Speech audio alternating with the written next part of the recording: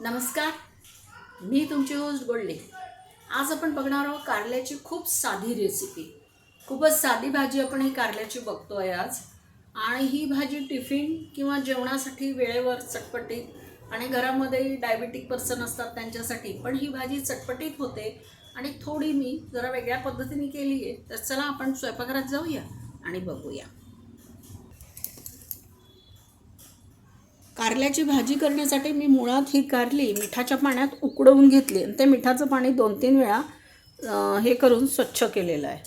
तर ही कारली आता ही माझी उकडलेली कारली आहेत। मिठाचं प्रमाण याच्यात आहे पण याचा कडवटपणा पण कमी झाला आहे। कढईखाली मी गॅस लावलेला आहे आणि आता आपण कारल्याच्या भाजीला फोडणी देऊया।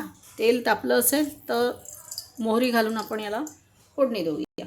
या कारल्याच्या भाजीत घालण्यासाठी मोहरी, लाल ठेचा, चिंचगुळाची मी चटणी घेतली कारण याच्यात गुळपण आहे, हिंग, नंतर भाजलेल्या जिऱ्याची पावडर, थोडंसं दाण्याचं कूट, ही हळद आणि ही कोथिंबीर। म्हणजे काय होतं, कारलं चटपटीत पण लागतं आणि आपल्याला ते कडू लागणार नाही आणि ते खाण्याची इच्छा होते। आणि ज्याला 2-3 दिवसांनी कारल्याची भाजी खायची आहे त्याच्यासाठी ही भाजी खरंच खूप छान आहे। ही कारली मी सकाळीच उकडून ठेवली होती, त्यामुळे आता मी हा गॅस कमी करते।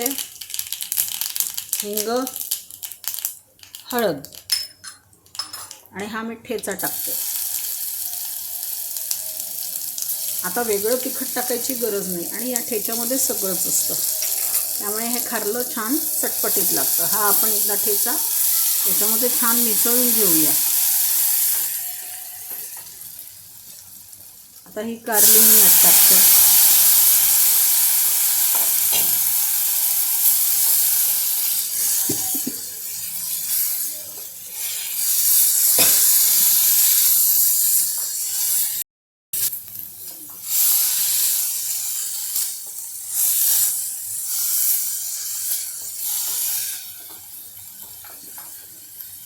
याच्यामध्ये आता हा चिंचेचा जी चटणी होती ती मी यामध्ये टाकलेली आहे। आता हे आपण छान मिक्स करून घेऊया।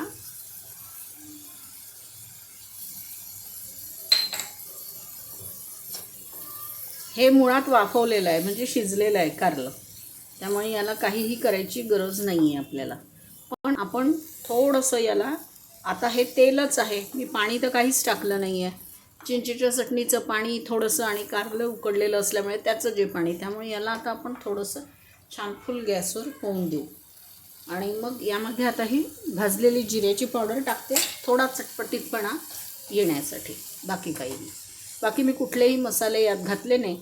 जितकी साधी कारल्याची भाजी मिठाच्या पाण्यात उकडून कराल तेवढा तिचा कडूपणा कमी होतो आणि तिचे औषधी गुण तसेच राहतात। आता हे होऊ दे, त्यानंतर आपण दाण्याचं कूट आणि कोथिंबीर घालूया।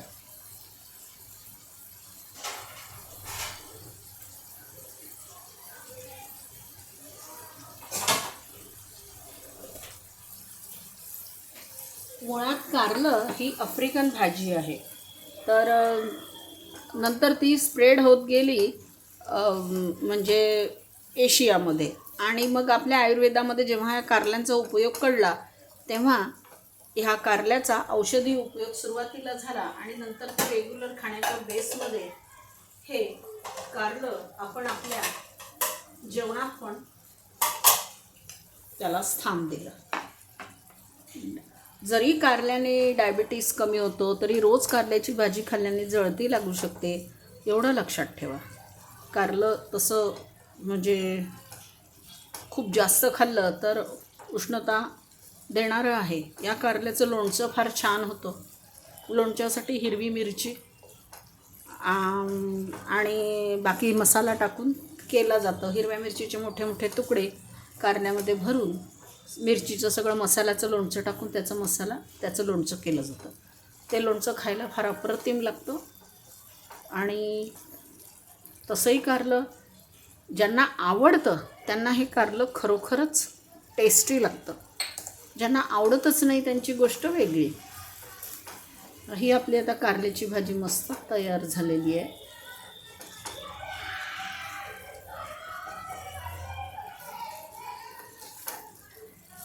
आणि हे शिजलेलं आहे त्याच्यामुळे मला परत परत शिजवायची गरज नाही आहे. मी आता ही कारल्याची भाजी काढून घेते.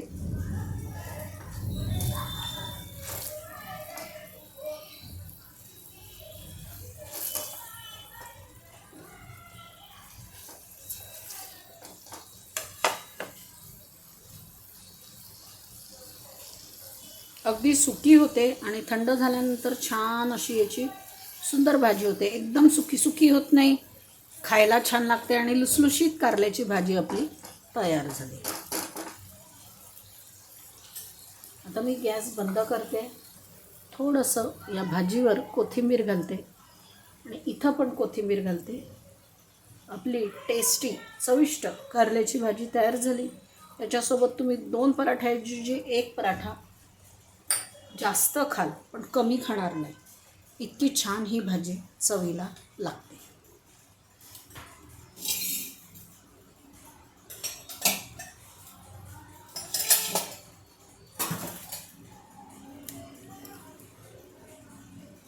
मी फक्त तयारी एवढीच केली होती की कारली कापली. मी काही छिलत वगैरे नाही त्याला, त्याच्या सालासकटच ती कारली कापून सरळ मिठाच्या पाण्यात शिजवून घेतली. फक्त ती काय होतं, मिठाच्या पाण्यात शिजवून घेतल्यानंतर त्याला 2-3 वेळा चांगलं स्वच्छ पाण्याने धुतलं तर त्याचा कडूपणा सगळाच निघून जातो आणि मग थोडंसं कडवट राहत असते, त्याची ओरिजिनल चव राहते. तुम्हाला ही रेसिपी कशी वाटली ते मला जरूर सांगा. तुम्हाला माझी साधी सोपी क्विक कारल्याच्या भाजीची रेसिपी आवडली असेल तर माझ्या चॅनलला लाईक, सबस्क्राईब, शेअर, कॉमेंट जरूर करा. आणि माझा नेहमीचा फंडा, बनवा, खा, खिलवा. तुमच्या गोल्डीला छान कॉमेंट्स पास करा. तुमचे मनापासून धन्यवाद. तुम्ही माझी ही रेसिपी शांततेने